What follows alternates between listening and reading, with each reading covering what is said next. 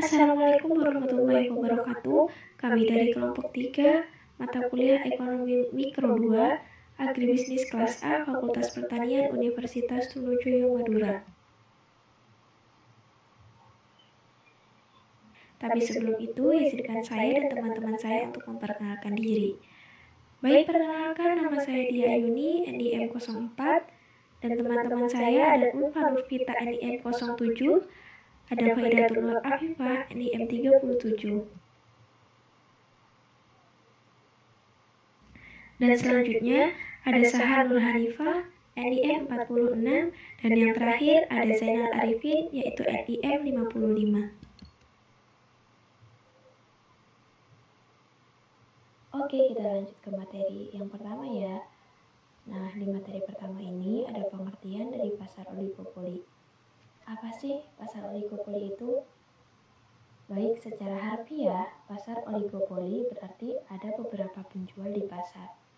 Sedangkan secara istilah, pasar oligopoli dapat diartikan sebagai keadaan di mana hanya ada beberapa perusahaan yang menguasai pasar, baik secara independen maupun diam-diam bekerja sama. Definisi lain dari pasar oligopoli adalah salah satu bentuk persaingan pasar yang mana didominasi oleh beberapa produsen atau penjual dalam satu wilayah area. Nah, oligopoli sendiri berasal dari kata oligos yang berarti banyak dan polelin yang berarti menjual.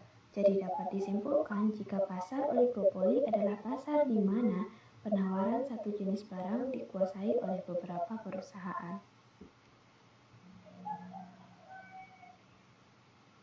Selanjutnya mengenai contoh-contoh pasar oligopoli. Contoh industri pasar oligopoli diantaranya yaitu industri semen, industri elektronik, industri sepeda motor, dan juga industri penerbangan. Ciri pasar oligopoli yang pertama adalah perusahaan menghasilkan barang standar maupun barang yang berbeda corak. Barang standar merupakan industri yang menghasilkan bahan baku saja, seperti produsen bensin, industri baja, industri kimia, dan industri penghasil bahan bangunan. Sedangkan barang-barang yang berbeda corak seperti pada industri otomotif, industri sabun, industri telepon, dan industri elektronik lainnya. Ciri pasar oligopoli yang kedua adalah kekuasaan menentukan harga, ada kalanya lemah dan ada kalanya saat tangguh. Dan yang ketiga adalah pada umumnya pasar oligopoli perlu melakukan promosi secara iklan untuk memperkenalkan produknya kepada pembeli. Selanjutnya adalah karakteristik atau unsur terpenting pasar oligopoli. Unsur terpenting atau karakteristik utamanya adalah hanya sedikit perusahaan dalam industri. Artinya, biasanya jumlah perusahaan diasumsikan kurang dari 10. Yang kedua adalah produknya homogen atau terdiferensiasi. Contoh pasar oligopoli yang menghasilkan produk diferensiasi antara lain industri mobil, rokok, dan film kamera. Sedangkan yang menghasilkan produk homogen adalah industri baja, pipa, seng, dan kertas. Mengapa digolongkan seperti itu? Penggolongan ini mempunyai arti penting dalam menganalisis pasar yang oligopolistik. Semakin besar tingkat diferensiasinya, perusahaan makin tidak tergantung pada kegiatan perusahaan-perusahaan lain. Berarti oligopoli dengan produk diferensiasi dapat lebih mudah memprediksi reaksi-reaksi dari perusahaan-perusahaan lawan. Dan yang ketiga adalah pengambilan keputusan yang saling mempengaruhi. Artinya, keputusan dalam perusahaan menentukan harga dan jumlah output akan mempengaruhi perusahaan lainnya, baik yang sudah ada maupun yang masih di luar industri. Dan yang keempat adalah kompetisi non-harga. Mengapa ada kompetisi non-harga? Bentuk-bentuk kompetensi non-harga antara lain adalah pelayanan purna jual serta iklan untuk memberikan informasi, membentuk citra yang baik terhadap perusahaan dan merek, serta mempengaruhi perilaku konsumen dalam upayanya untuk mencapai suatu kondisi yang optimal. Untuk pembahasan selanjutnya yaitu faktor-faktor penyebab terbentuknya pasar oligopoli.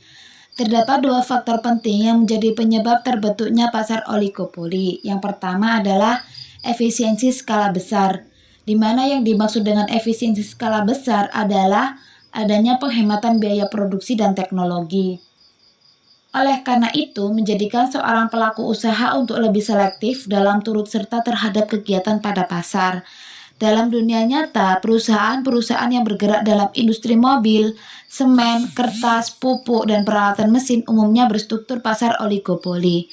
Teknologi padat modal atau yang disebut dengan kapital intensif yang dibutuhkan dalam proses produksi menyebabkan efisiensi atau biaya rata-rata minimum baru tercapai bila output diproduksi dalam skala yang sangat besar. Contoh dalam industri mobil, untuk satu jenis mobil saja, skala efisiensi baru tercapai jika produksi mobil minimal 50.000 sampai 100.000 unit per tahun. Bila perusahaan memproduksi 3 jenis mobil saja, maka output minimal seharusnya adalah antara 200.000 sampai 300.000 unit per tahun. Selanjutnya, bila biaya produksi per mobil puluhan juta rupiah, dana yang dibutuhkan untuk berproduksi ratusan miliar rupiah per tahun. Jika dihitung dengan biaya investasi awal, maka perusahaan yang ingin memasuki industri mobil harus menyiapkan dana triliun rupiah. Oleh karena itu, keadaan ini merupakan menjadi hambatan bagi perusahaan-perusahaan pesaing. Maka tidak diherankan dalam pasar oligopoli hanya memiliki sedikit produsen. Yang kedua adalah kompleksitas manajemen. Berbeda dengan 3 struktur pasar lainnya, yaitu persaingan sempurna, monopoli, dan persaingan monopolistik. Struktur pasar oligopoli ditandai dengan kompetisi harga dan non-harga, di mana perusahaan juga harus cermat memperhitungkan setiap keputusan agar tidak menimbulkan reaksi yang merugikan dari perusahaan pesaing. Karena itu, dalam industri oligopoli, kemampuan keuangan yang besar saja tidak cukup sebagai modal untuk bertahan dalam kegiatan industri. Perusahaan juga harus memiliki kemampuan manajemen yang sangat baik agar mampu bertahan dalam struktur industri yang persaingannya begitu kompleks. Tidak banyak perusahaan yang memiliki kemampuan tersebut sehingga dalam pasar oligopoli akhirnya hanya terdapat sedikit produsen saja.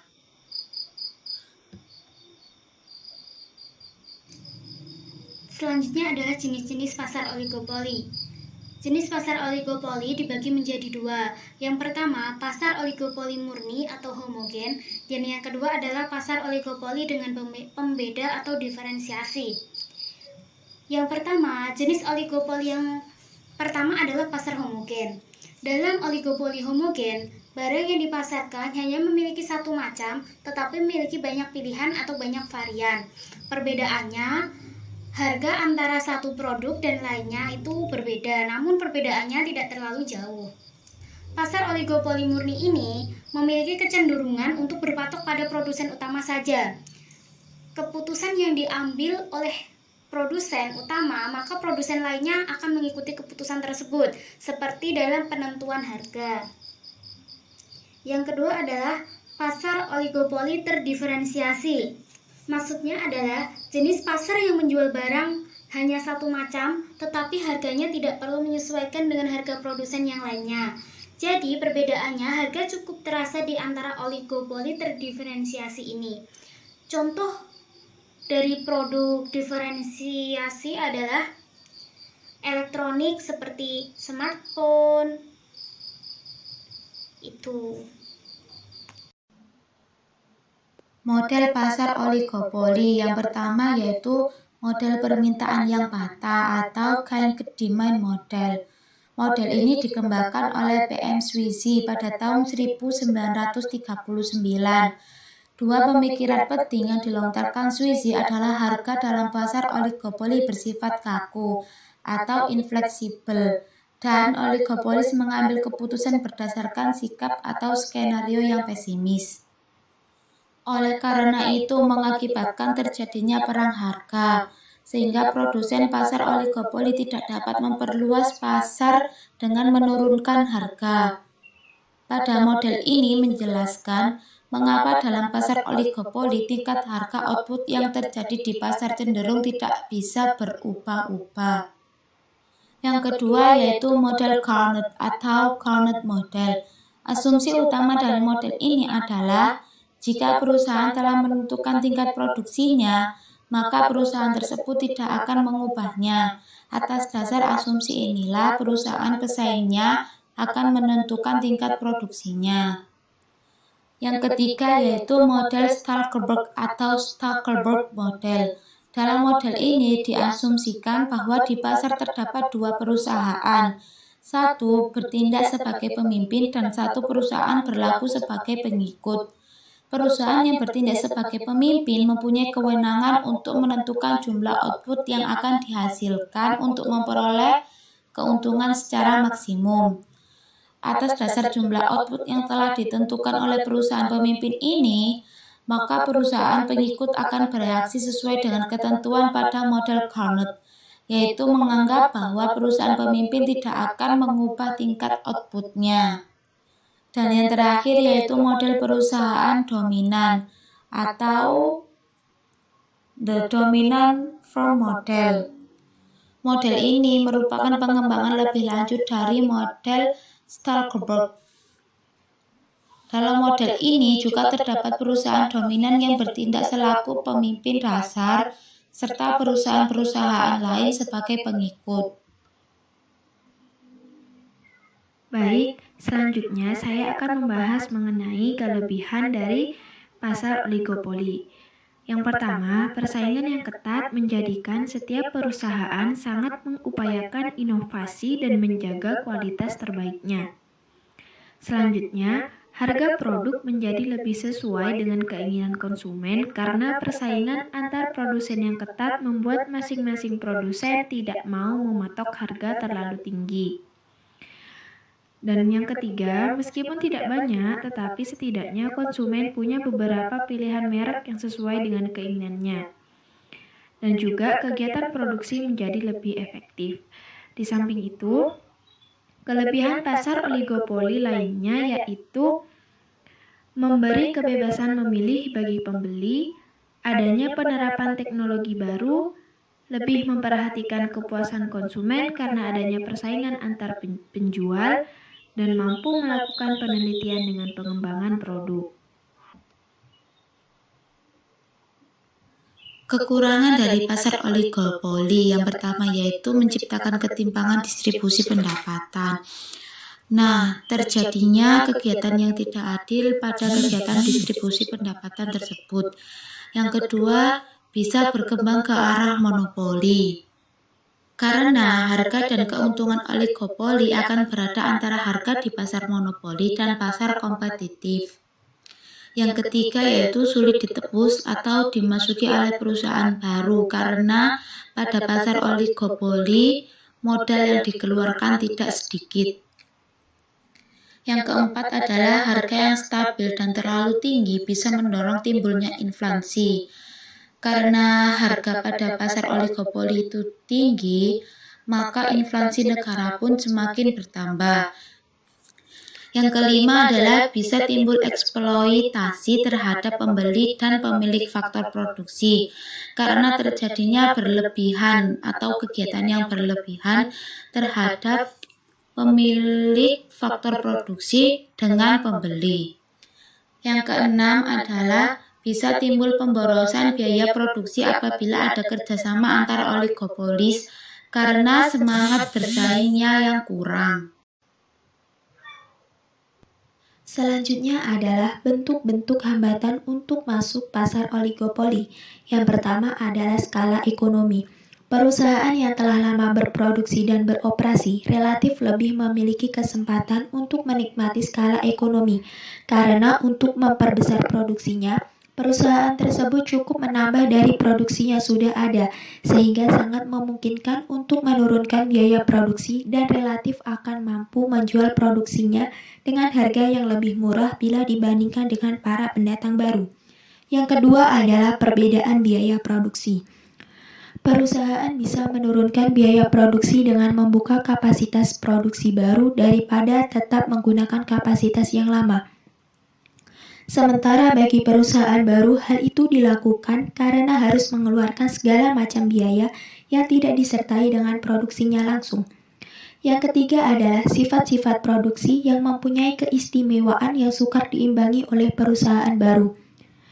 Perusahaan yang telah lama berdiri dan sama-lamanya dengan produk yang dihasilkan menyebabkan produk tersebut menjadi dikenal oleh masyarakat dan menciptakan konsumen yang loyal pada produknya.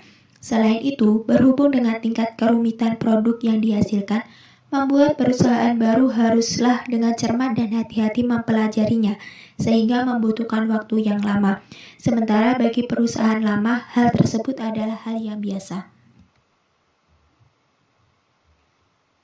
Kurva permintaan perusahaan oligopoli.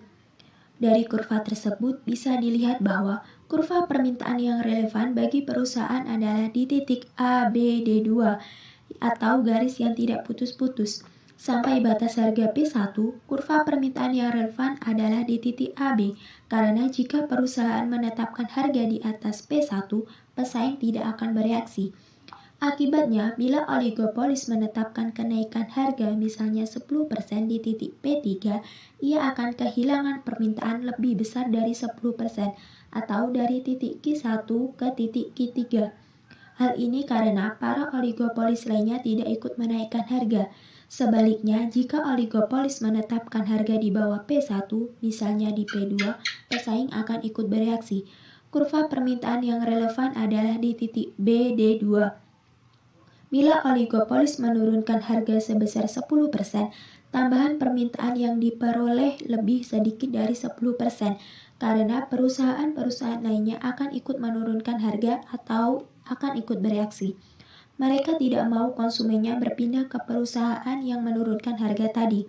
Kurva penerimaan marginal atau MR yang relevan bagi perusahaan adalah di titik A, C, D, dan E. Harga keseimbangan pasar pun adalah di titik P1. Di sini saya akan menjelaskan tentang kurva keseimbangan oligopolis. Oligopolis berada dalam keseimbangan pada saat MR sama dengan MC atau pada titik D dengan jumlah output sebesar Q1. Tetapi perubahan struktur biaya atau berubahnya MC tidak otomatis memengaruhi harga jual, sebab dapat menimbulkan reaksi pesaing. Jika MC bergeser di antara MC1 sampai MC2, harga tidak berubah. Oligopolis juga tidak akan mengubah jumlah output, sebab sangat merugikan. Misalnya output dinaikkan ke Q2, pesaing akan bereaksi karena kurva MR yang relevan adalah ACDE. Akibatnya, laba menurun karena MR lebih kecil daripada MC. Jika oligopolis mengurangi output ke Q3 atau harga lebih tinggi dari P1, pesaing tidak bereaksi, sehingga hal ini merugikan. Sebab pada produksi Q3, MR lebih besar daripada MC, dan laba yang diperoleh berkurang. Selanjutnya yaitu kurva kondisi laba maksimum oligopolis dengan MC sama dengan 0. Masing-masing duopolis atau perusahaan yang beroperasi dalam pasar duopoli mempunyai daya monopoli yang sama. Keputusan jumlah output yang diproduksi duopolis berdasarkan asumsi bahwa output duopolis yang satu atau saingannya sudah diputuskan dan tidak akan berubah.